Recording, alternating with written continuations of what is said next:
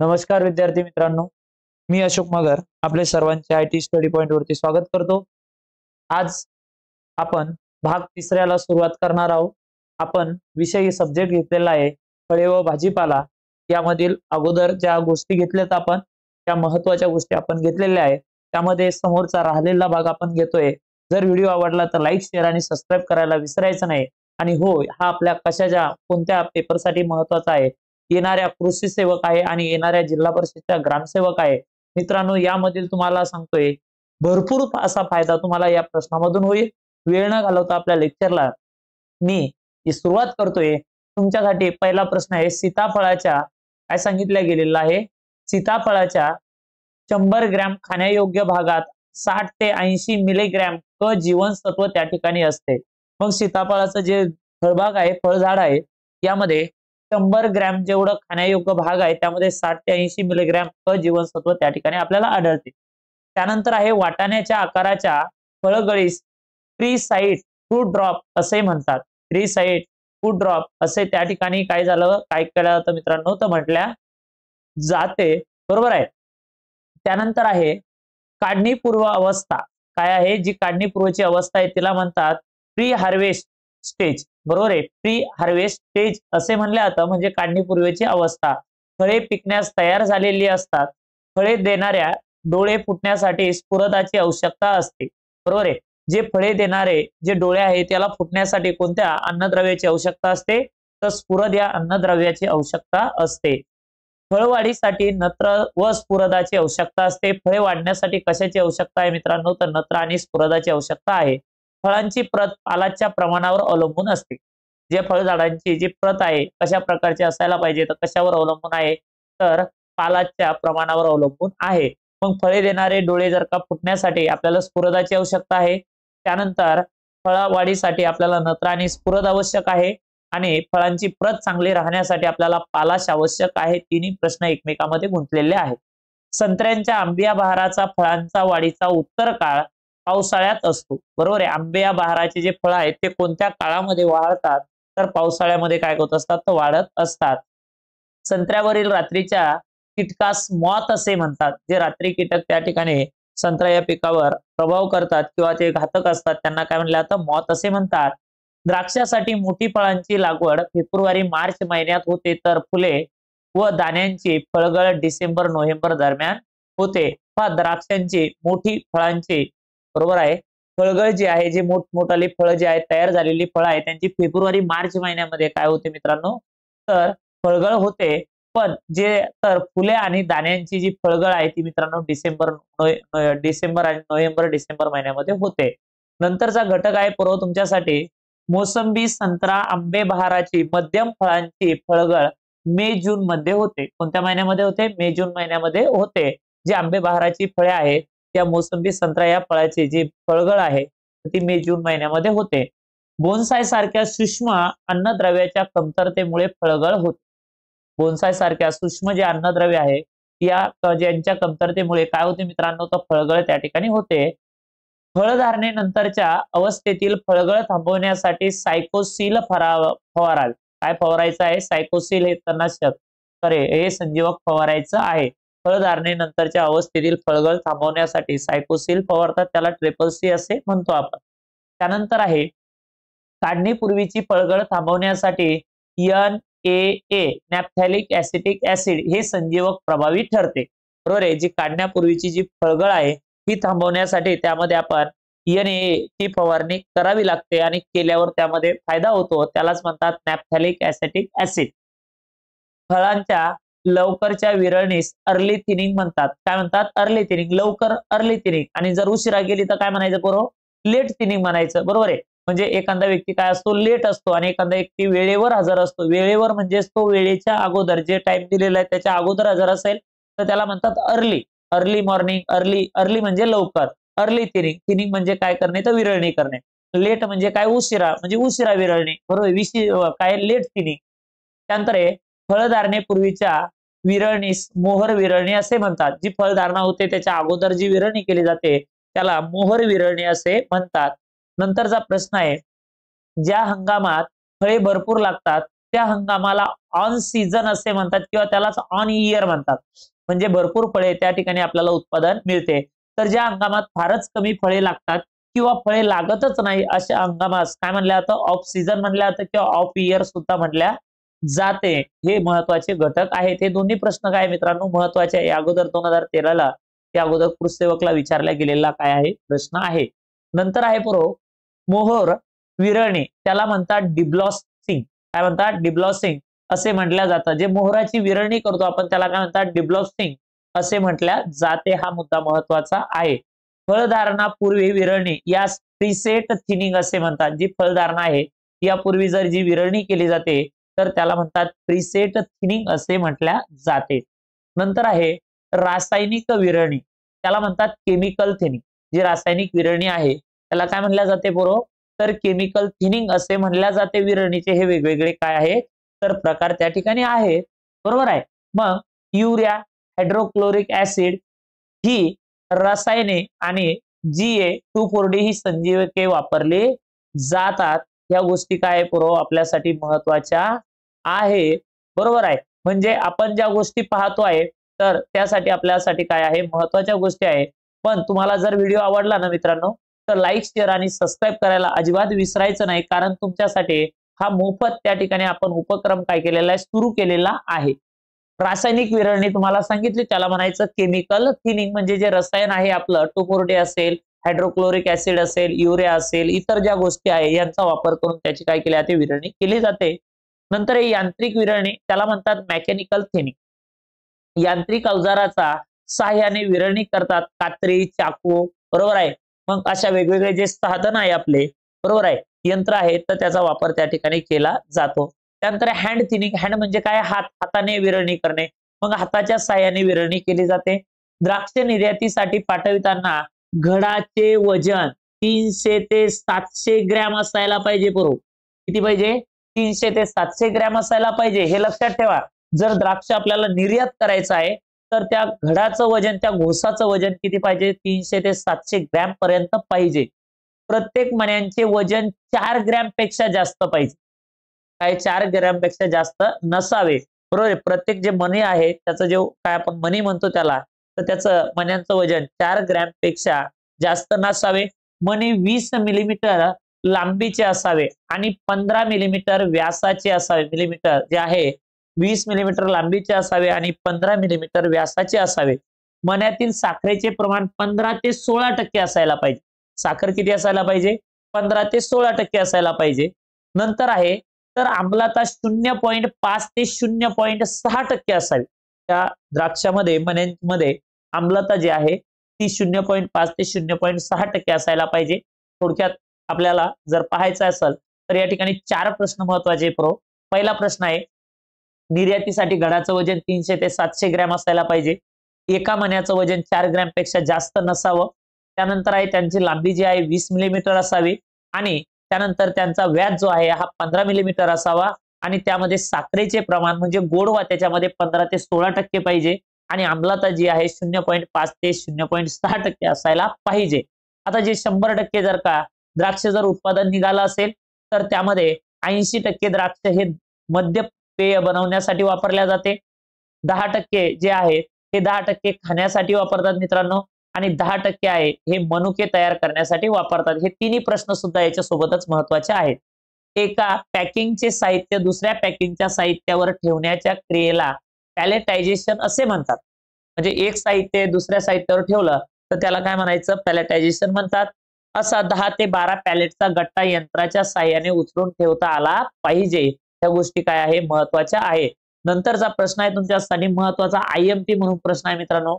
फळे परदेशी पाठवताना पुठ्याची खोकी त्यालाच म्हणतात कोरुगेटेड फायबर बोर्ड मध्ये कोणतं संजीवक वापरतात तर CFB. कोणतं वापरतात, CFB हे संजीवक त्या ठिकाणी काय केलं जातं मित्रांनो वापरल्या जाते. शीतगृहापेक्षा कोल्ड स्टोरेज हा शीतकक्ष फळाच्या साठवण्यासाठी अत्यंत उपयुक्त आहे. बरोबर आहे. शीतगृहापेक्षा कोल्ड स्टोरेज जे आहे या शीतकक्ष फळांच्या साठवणीसाठी अत्यंत उपयुक्त आहे. त्यानंतर आहे कूल चेंबर. शीतकक्ष विटा, वाळू, बांबू यापासून बनवितात. जो कूल चेंबर आहे, शीतकक्ष जो आहे, विटा असेल, वाळू असेल पूर्व आणि बांबू असेल यापासून काय केला जातो, बनवला जातो. कमी तापमानाच्या फळांच्या साठवणीला कोल्ड स्टोरेज ऑफ फूड्स असे म्हणतात. आपल्या एकूण उत्पादनाच्या 92% मालाची वाहतूक रस्त्याने होते. जर आपला 100% माल उत्पादन होत असेल तर त्यापैकी 92% मालाची वाहतूक आपल्या रस्त्याने त्या ठिकाणी केली जाते मित्रांनो. तर 8% मालाची वाहतूक ही रेल्वे गाड्याने केली जाते. किती टक्के? 8% जी वाहतूक आहे ही रेल्वे गाडीने केली जाते. भारतातील रस्त्याने होणारी वाहतूक रेल्वेच्या वाहतुकीपेक्षा 3 ते 4 पट महागडी आहे. असणारच ना, बरोबर आहे. कारण की आपण जर का थोडक्यात टोमॅटो जर घेतला किंवा इतर फळे जरी घेतले, पण आपल्याला जर ते पाठवायचे असेल, काय करायचे असेल, आपल्याला जर पाठवायचे जरी असेल, तर त्या ठिकाणी काय होतं पुरो, तर सगळ्यात महत्वाची गोष्ट असं एक आहे की त्या ट्रक असेल किंवा टेम्पो असेल किंवा इतर वाहन असेल, त्यामध्ये जास्त प्रमाण नाही, पण त्याला तो खर्च जास्त येतो. पण रेल्वेमध्ये एकाच वेळेस आपण भरपूर फळे किंवा जे आहे उत्पादन निघालेलं आहे ते आपण त्या ठिकाणी वाहतूक करू शकतो. त्यामुळे भारतीय रस्त्याने होणारी वाहतूक रेल्वेच्या वाहतुकीपेक्षा 3 ते 4 पट कशी आहे, महागडी आहे. रेल्वेची कशी आहे, स्वस्त आहे. हा मुद्दा ध्यानात ठेवा बरोबर. त्यानंतर आहे रेल्वेने होणारी वाहतूक रेल्वेने होणारी वाहतूक रस्ता वाहतुकीपेक्षा 8 ते 10 पटीने कार्यक्षम सुद्धा आहे. स्वस्त तर आहे 3 ते 4 पटीनं, पण 8 ते 10 पटीनं कशी आहे, कार्यक्षम सुद्धा आहे. म्हणजे इथं डबल फायदा आहे आपला. त्यामध्ये हे महत्वाचं आहे, मुंबई, चेन्नई, कोलकाता, त्रिवेंद्रम या ठिकाणी हवाई मार्गाने जी आहे आपली फळबाग त्या ठिकाणी काय केले जाते, तर निर्यात केली जाते. कुठे कुठे आहेत तर मुंबई आहे, बरोबर आहे. मग मुंबईमध्ये 2 बंदर आहे. एक कोणता आहे, तर एक मुंबई बंदर आहे आणि दुसरं कोणतं आहे, न्हावा शेवा आहे, बरोबर आहे. म्हणजे कोकण विभागामध्ये चेन्नई आहे, कोलकाता आहे, बरोबर आहे. आणि त्यानंतर आहे त्रिवेंद्रम. त्रिवेंद्रम म्हणजे सध्याचं तिरुअनंतपुरम. या पण गोष्टी महत्वाच्या आहेत, बरोबर आहे. या ठिकाणी हवाई मार्गाने पाठवला जातो. त्यानंतर भाजीपाल्यासाठी जवळजवळ 7% क्षेत्र असून शेतमालाच्या 18% उत्पन्न आपल्याला एक क्षेत्रापासून मिळते. भाजीपाल्याचं जे उत्पन्न आहे त्याच्यापैकी 7% क्षेत्र कशाचा खाली आहे, तर भाजीपाल्याखाली आहे. त्यापासून आपल्याला 18% काय मिळते, तर उत्पादन मिळते. शेतमालाच्या विक्रीच्या 52% उत्पन्न फळे व भाजीपाला या क्षेत्रापासून मिळते. जे शेतमाल विक्री आहे याच्या 52% उत्पन्न फळे आणि फक्त भाजीपाल्यापासून आपल्याला मिळते मित्रांनो. हे महत्वाच्या गोष्टी आहेत. इतर शेतमालाच्या तुलनेने फळे आणि भाजीपाला पिके 20 ते 25 पट अधिक परकीय चलन मिळवून देतात. कारण आपण त्याची काय करतो मित्रांनो, तर निर्यात त्या ठिकाणी केली जाते आणि महागडे सुद्धा आहे. ताज्या फळाची निर्यात करणारे देश, ताजे जे फळ आहेत त्याची निर्यात करणारे जे देश कोणते आहेत, पहिला देश आहे ब्राझील, फिलिपाईन्स, भारत, जमैका आणि फिजी. या देशामध्ये ताज्या फळांची काय केली जाते, तर निर्यात त्या ठिकाणी केली जाते. निर्यातीमधील जागतिक व्यापारामध्ये भारताचा वाटा आहे अर्धा%. भारताचा वाटा किती टक्के आहे, तर अर्धा% भारताचा वाटा आहे. त्या गोष्टी काय आहे, महत्वाच्या आहेत. नंतरचा प्रश्न आहे, भारतातून ताजी फळे दिल्ली, मुंबई, त्रिवेंद्रम विमानाने निर्यातीसाठी काय केली जातात, पाठवली जातात मित्रांनो. त्यानंतर जानेवारी, फेब्रुवारी आणि मार्च महिन्यात मुंबईहून द्राक्ष मोठ्या प्रमाणात परदेशी पाठवले जातात. मुंबईवरून जानेवारी असेल, फेब्रुवारी असेल आणि मार्च असेल, या महिन्यामध्ये द्राक्षाचं उत्पादन मिळतं आणि ते जर का परदेशामध्ये पाठवायचं असेल तर कोणत्या बंदरातून, कोणत्या हवाई मार्गाने पाठवल्या जाते, तर मुंबई हवाई मार्गाने पाठवल्या जाते मित्रांनो. त्यानंतर चेन्नईहून जुलै ऑगस्ट मध्ये, चेन्नई जे आहे या चेन्नई भागात, कारण महाराष्ट्रामध्ये तो हंगाम जो आहे हा जानेवारी, फेब्रुवारी आणि मार्च यामध्ये आपल्याला द्राक्षाचं उत्पादन यायला काय होते, सुरुवात होते. मग त्यानंतर चेन्नई मधून जुलै ऑगस्ट मध्ये आंब्याची काय केली जाते, निर्यात त्या ठिकाणी केली जाते. जुलै ऑगस्ट मध्ये आंब्याची निर्यात करतात. उत्तर प्रदेश मधून ऑगस्ट आणि सप्टेंबर महिन्यामध्ये आंब्याची निर्यात होते. उत्तर प्रदेश जे राज्य आहे, बरोबर आहे, या उत्तर प्रदेश राज्यामधून ऑगस्ट सप्टेंबर मध्ये निर्यात होते, तर चेन्नई मधून जुलै ऑगस्ट मध्ये निर्यात होते. महाराष्ट्रातील आंब्याची निर्यात एप्रिल मे महिन्यामध्ये करतात. कोणत्या महिन्यामध्ये करतात, एप्रिल मे महिन्यामध्ये त्या ठिकाणी निर्यात केली जाते. त्या गोष्टी काय आहे पुरो, महत्वाच्या आहेत. समजलं. त्यानंतर आहे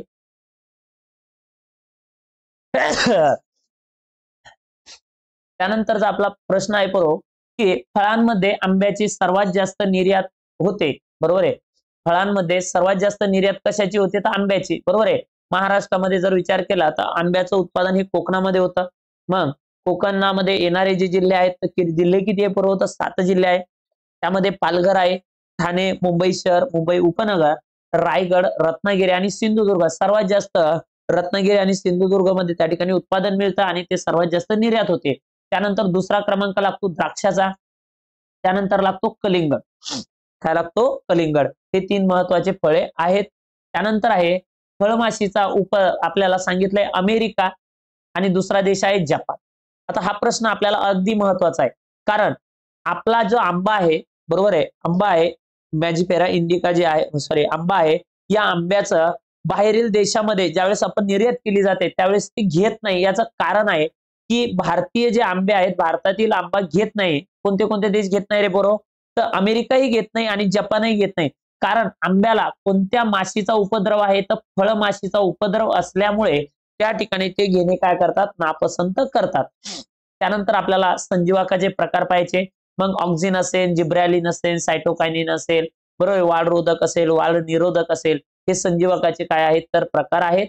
त्यामध्ये संजीवकाचे जे आहे, संजीवकाचे प्रकार जे आहेत, तर संजीवकाचे 2 प्रकार पडतात. जे संजीवक आहे मित्रांनो, त्याचे 2 प्रकार आहे. एक वाढ प्रेरक आहे आणि वाढ निरोधक आहे, बरोबर आहे. म्हणजे एक वाढ करते आणि एक वाढ करत नाही. मग त्यामध्ये पहिलं जे संजीवक आहे मित्रांनो, ते कोणतं आहे, तर ऑक्झिन आहे. मग ऑक्झिन मध्ये कोणती क्षमता आहे, काय करू शकतो ऑक्झिन, बरोबर आहे. ऑक्झिन मध्ये पेशी लांबट करण्याची काय आहे, क्षमता आहे. उदाहरणार्थ जे ऑक्झिन आहे, आता ऑक्झिन कशामध्ये मिळतं, तर प्लॅनोफिक्स आणि सिरॅडेक्स.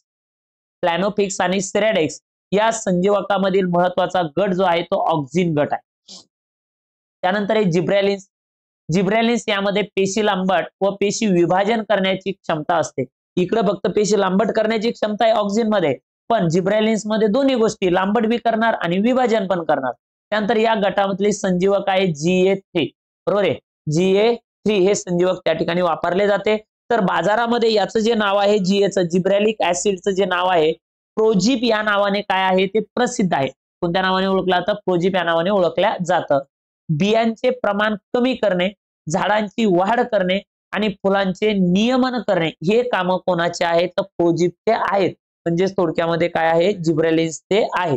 नंतरचा आपल्याला प्रश्न पाहायचा पुरो. त्यानंतरचा संजीवक आहे तुमच्यासाठी सायटोकायनिन. सायटोकायनिन्स यामध्ये वनस्पतीच्या पेशीचे विभाजन करण्याची क्षमता असते. यामध्ये कायनिन, कायनेटिन आणि यांचा नाव समावेश होतो. प्रजनन वाढीस मदत करतात, बरोबर आहे. प्रजनन वाढीस काय करतात, मदत करतात. त्यानंतर हे वाढ रोधके, ग्रोथ रिस्टर्ट, काय काय ग्रोथ रिस्टाइट्स, बरोबर आहे. ट्रिपल सी त्यालाच म्हणतो आपण क्लोरम कॉट. ट्रिपल सी लाच काय म्हणतात, क्लोरम कॉट. दुसरा आहे अलार. अलार म्हणजे B9.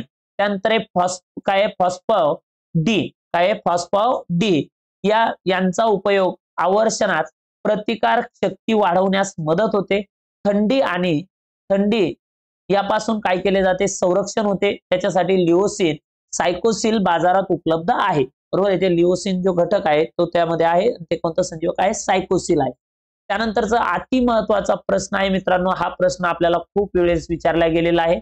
इथिलीन फळे पिकवण्यासाठी मदत करणारे संजीवक आहे, बरोबर आहे. अशा प्रकारचा आपण फळे व भाजीपाला हा सब्जेक्ट जो आहे मित्रांनो, याच्यामध्ये अति संभाव्य गोष्टी आपण घेतोय. यानंतर तुम्हाला सांगतोय मी आपला उपक्रम काय असणार आहे, बरोबर आहे. ज्या वेळेस आपला हा पूर्ण सिलेबस होईल याच्यावरती जे महत्वाचे प्रश्न असेल, मग यावरती टक्केवारी असेल, किंवा यामध्ये आता ज्या आपण अगोदर पाहिलेल्या गोष्टी संजीवक असेल, मग त्यानंतर आपले बहारांचे प्रकार असतील, वेगवेगळे पिकं आहेत, याच्यामधले महत्वाचे मुद्दे सुद्धा ऑनलाईनर आपण बाहेर काढलेले. आता हे तर आहेच, पण याच्या व्यतिरिक्तही शॉर्ट नोट्स आपण काढलेल्या आहेत, त्या सुद्धा आपण तुमच्यासाठी या ठिकाणी आपल्या चॅनलला घेणार आहोत. म्हणजे ह्या सर्व गोष्टीचा तुम्हाला काय होणार आहे, फायदा होणार आहे. त्यासाठी व्हिडिओ काय करायचा आहे, शेअर सुद्धा करायचा आहे, लाईक करायचा आहे आणि आपल्या मित्रांना सांगायचंय की आपल्या कोणासाठी, आपल्या मुलांसाठी मोफत असा हा घटक आपण या ठिकाणी घेतो आहे मित्रांनो, बरोबर आहे. आपले डिप्लोमा असेल, BSc ऍग्री असेल, कारण BSc मध्ये हा जो सिलेबस आहे मित्रांनो हा पूर्ण इंग्लिश मध्ये आहे. पण काही प्रश्न तुम्हाला मराठीचे सुद्धा या ठिकाणी मदत करणार आहे, कारण तुम्ही ज्यावेळेस अभ्यास करता तो इंग्लिश मधून केला, पण त्याला मराठीमध्ये काय म्हणतात ह्या गोष्टी तुम्हाला यासाठी महत्वाच्या आहेत मित्रांनो. त्यानंतर आहे आपल्याला इथिलीन आहे फळे पिकवण्यास काय करते, मदत करते. त्यानंतर आहे हे संजीवक इथेफॉन इथ्रेल नावाने उपलब्ध आहे, इद्रेल नाही, बरोबर आहे. इथेफॉन आणि इथ्रेल नावाने काय आहे, उपलब्ध आहे. पानगळ होण्यासाठी वापरतात, बरोबर आहे. वाढ निरोधक आहे, त्यानंतर ते पानगळ होण्यासाठी काय केलं जातं, वापरल्या जाते मित्रांनो. नंतर आहे त्या ठिकाणी ते वाढ निरोधक आहे, त्यांना इनहिबिटर्स म्हणतात, बरोबर. काय म्हणतात, इनहिबिटर्स संजीवक. फळझाडांचे आकारमान मर्यादित राखून उत्पादन क्षमता वाढवण्यासाठी उपयुक्त आहे. म्हणजे जर काय नुसतं वाढतच गेलं शेलाटी सारखं तर त्याला उत्पादन निघणार नाहीये, त्याच्यामुळे त्याची वाढ काय केली जाते, रोखली जाते. त्याच्यासाठी कोणतं वाढ निरोधक वापरल्या वनस्पतीच्या अंतर्गत होणाऱ्या शारीरिक क्रिया थांबवण्याची क्षमता या वाढ निरोधकामध्ये असते, बरोबर. वाढ निरोधक जे संजीवक आहे त्यामध्ये असते. यामध्ये ऍब्सिसिक ऍसिड आणि मॅलिक हायड्रॉक्साइड यांचा समावेश होतो. त्यानंतर आहे MH40 या नावाने वाढ निरोधक संजीवक बाजारात उपलब्ध आहे. मग वाढ निरोधक काय जायचं दुकानात म्हणायचं त्या कृषी केंद्राला की मला वाढ निरोधक द्या, ते देणार. मग त्याच्यामध्ये कोणता आहे तर MH40 हा घटक त्या ठिकाणी आहे. त्यानंतर आहे डाळिंब, द्राक्ष, अंजीर यामधील फाटे व गुटी कलमांना लवकर आणि भरपूर मुळे येण्यासाठी IBA या संजीवकाचा काय केला जातो मित्रांनो, तो वापर करतात. त्यानंतर आहे संत्री, मोसंबी, लिंबू या फळझाडाची अभिवृद्धी डोळे भरून केली जाते, बरोबर आहे. संत्रा आहे, मोसंबी आहे आणि लिंबू आहे यांची अभिवृद्धी काय केली जाते तर डोळे भरून केली जाते. त्या गोष्टी महत्वाच्या आहे. त्याच्या अगोदरचा प्रश्न हा अति महत्वाचा आहे. डाळिंब, द्राक्ष, अंजीर यामधील फाटे व गुटी कलमांना लवकर आणि भरपूर मुळ्या येण्यासाठी IBA काय म्हटलं मी, IBA या संजीवकाचा वापर केला जातो. त्यानंतर आहे ही कलमे जगवण्यासाठी IBA, IAI, NAA या संजीवकाचा वापर केला जातो. त्यानंतर डोळ्याची सुप्तावस्था बड डोमार्स काय बड डॉमर्सी आणि बियांची सुप्तावस्था सीड डॉमर्सी. जर डोळ्याची अवस्थे तर डोळा म्हणजे काय तर बड आणि बियाणे म्हणजे काय तर सीड आणि डॉमर्सी म्हणजे काय तर त्याच्यामध्ये असणाऱ्या जो क्षमता आहे सुप्तावस्था आहे ती, तर बड डॉमर्सी आणि सीड डॉमर्सी मोडण्यासाठी संजीवकाचा उपयोग होतो. म्हणजे सुप्तावस्था जर तुम्हाला मोडायची असेल, घालवायची असेल तर त्यासाठी कशाचा वापर होतो तर संजीवकाचा वापर केला जातो. बड म्हणजे काय आहे तर डोळे आहे आणि सीड म्हणजे काय आहे तर बियाणे आहे. त्यानंतर आहे आवळा, सीताफळ यांच्या बियांची सुप्तावस्था मोडण्यासाठी द्राक्षे, अंजीर या फळझाडामध्ये डोळ्यांच्या सुप्तावस्था मोडण्यासाठी GA व इथ्रेल या संजीवकाचा वापर होतो, बरोबर आहे का. मग आवळा आहे, सीताफळ आहे, बरोबर आहे. आवळा आहे, सीताफळ आहे यांच्या बियांची सुप्तावस्था मोडण्यासाठी द्राक्ष, अंजीर या फळझाडामध्ये डोळ्यांच्या सुप्तावस्था मोडण्यासाठी या ठिकाणी जिब्रेलिक ऍसिड आणि इथ्रेल या संजीवकाचा काय केला तो वापर केला जातो मित्रांनो. त्या गोष्टी काय आहे तुमच्यासाठी महत्वाच्या आहेत. त्यानंतरचा आपल्याला घटक आहे की इथ्रेल प्रमाणे क्लोरोमकॉट या संजीवकाने पानगळ करता येते. म्हणजे जसं इथ्रेल जे आहे या इथ्रेलनं जशी आपल्याला पानगळ करता येते तसंच आपल्याला जे क्लोरमकॉट हे संजीवक आहे याने सुद्धा आपल्याला पानगळ करता येते. सीताफळ, पेरू, पपई फळझाडे फुलात असताना बियांचे प्रमाण कमी करण्यासाठी GA संजीवकाचा वापर करतात. सीताफळ, पेरू, पपई फळझाडे फुलात असताना बियांचे प्रमाण कमी करण्यासाठी GA संजीवकाचा वापर करतात. म्हणजे आपण त्या अगोदर पाहिलं, म्हणजे त्याच्यामध्ये पेरू असेल, सीताफळ असेल, पपई असेल, मग जे फळझाडे आहेत फुलात असताना बियांचे प्रमाण कमी करण्यासाठी म्हणजे त्याच्यामध्ये काय असलं पाहिजे, बी कमी असलं पाहिजे, कारण त्यावेळेस मासल भाग कसा निघेल मित्रांनो, जास्त निघेल. त्यानंतर आहे बिनबियांच्या द्राक्षात GA वापर करतात, बरोबर आहे. बिनबियांच्या द्राक्षात काय GA वापर करतात. मग थॉम्सन सीडलेस जी जात आहे ही जात आपण त्या ठिकाणी पाहिले. 1.5 ते 2 पट फायदा त्या ठिकाणी मिळवता येतो. बिनबियाच्या द्राक्ष तयार करण्यासाठी GA संजीवक आणि त्या 1.5 ते 2 पट आपल्याला उत्पन्नामध्ये काय होतो फायदा होतो. बिनबियाच्या जाती आहे थॉम्सन सीडलेस, क्रिसमिस, चोरणी यामध्ये संकरित काय केला जातो वापर करतात. बरोबर आहे. बिनबियाच्या जाती आहेत थॉम्सन सीडलेस, क्रिसमिस आणि चोरणी, ह्या ज्या जाती आहेत तर ह्या बिनबियाच्या द्राक्षाच्या जाती आहेत मित्रांनो.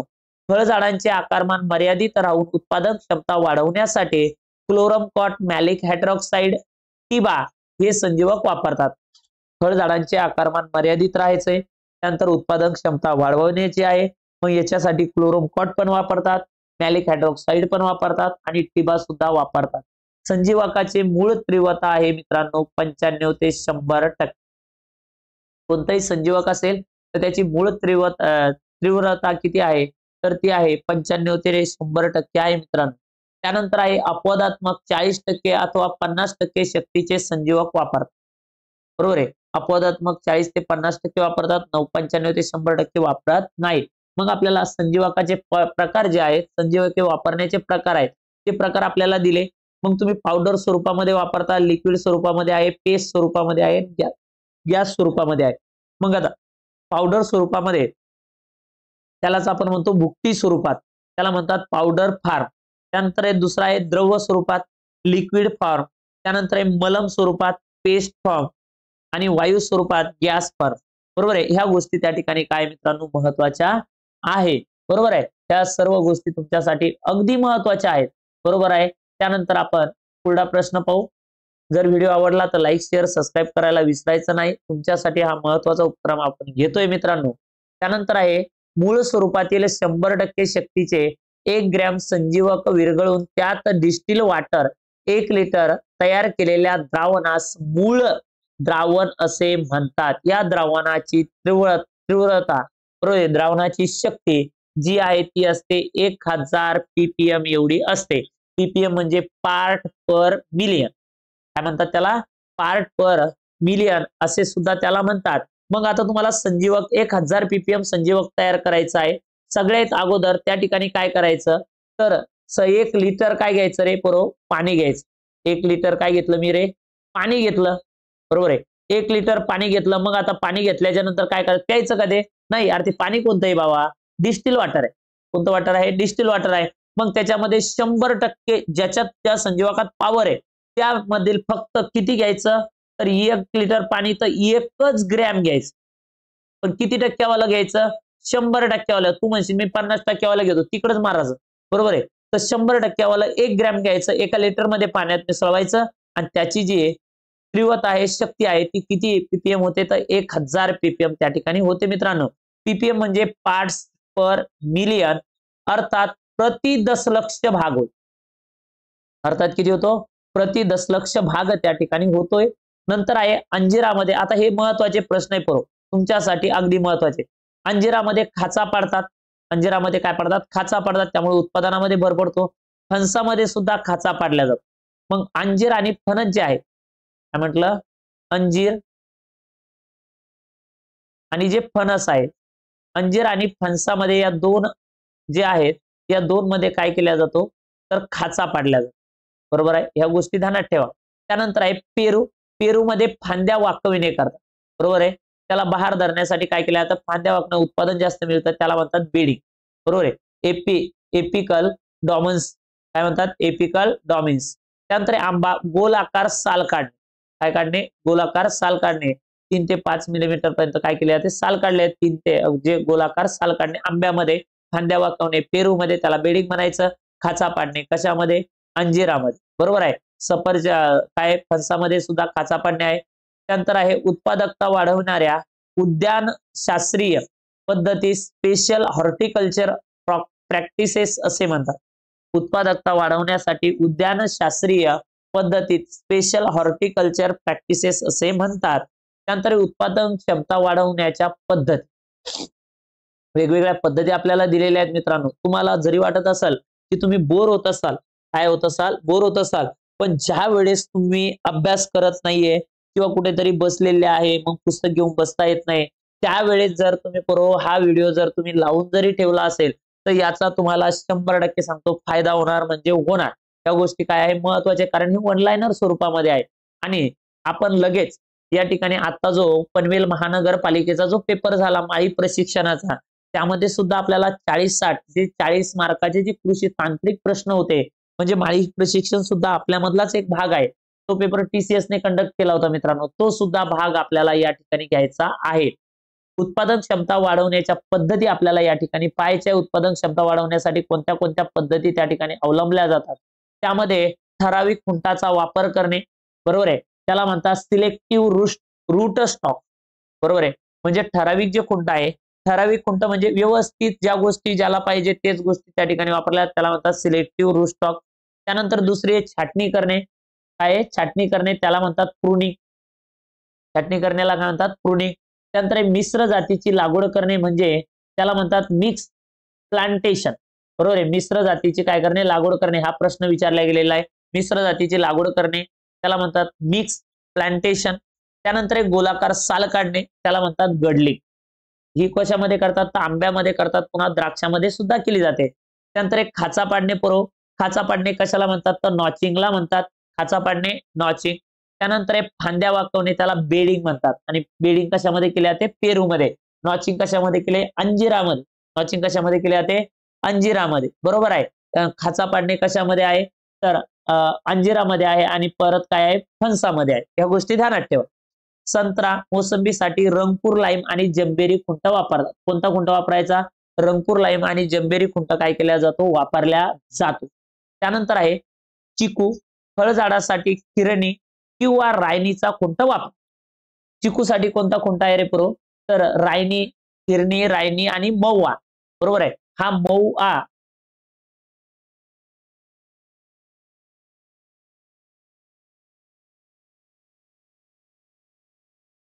बरोबर आहे. हा महुआ खुंट सुद्धा कशासाठी वापरला जातो? किरणीसाठी, चिकूसाठी वापरला जातो.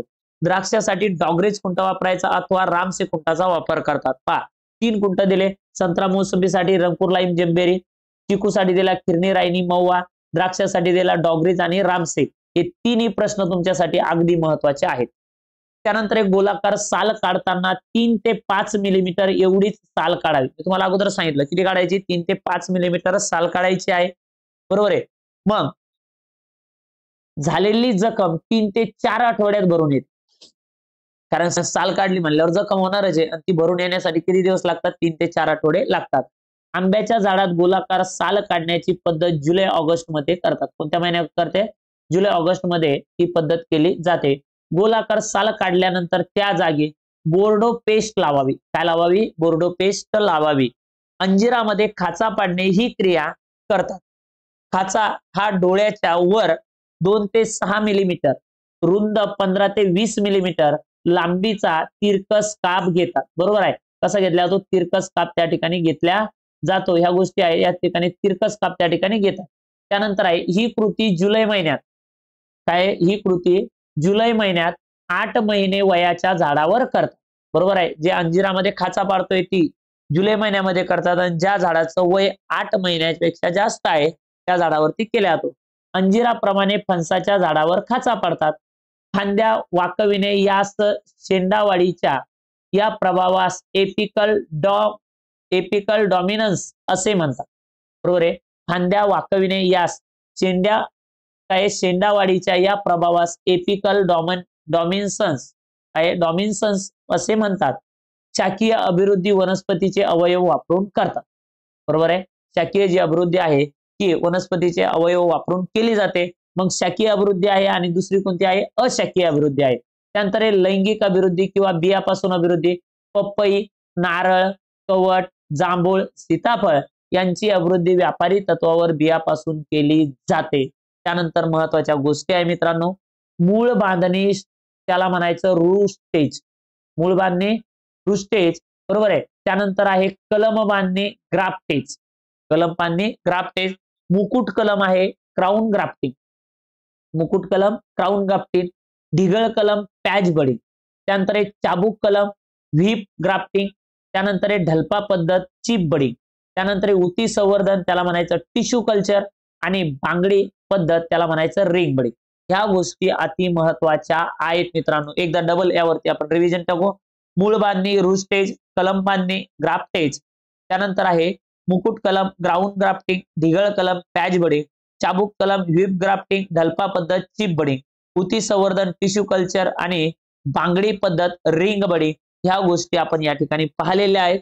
जर व्हिडिओ आवडला लाईक शेअर आणि सबस्क्राईब करायला विसरायचं नाही मित्रांनो, कारण याचा तुम्हाला खूप सारा काय होणार आहे, फायदा होणार आहे आणि आपल्या मित्र मैत्रिणींना सुद्धा सांगायचं येणाऱ्या ग्रामसेवक तसेच कृषी सेवक या दोन्ही परीक्षेच्या दृष्टिकोनातून अति महत्वाचा हा पार्ट या ठिकाणी आपण घेतो आहे। मी आता सर्वांची रजा घेतो। धन्यवाद।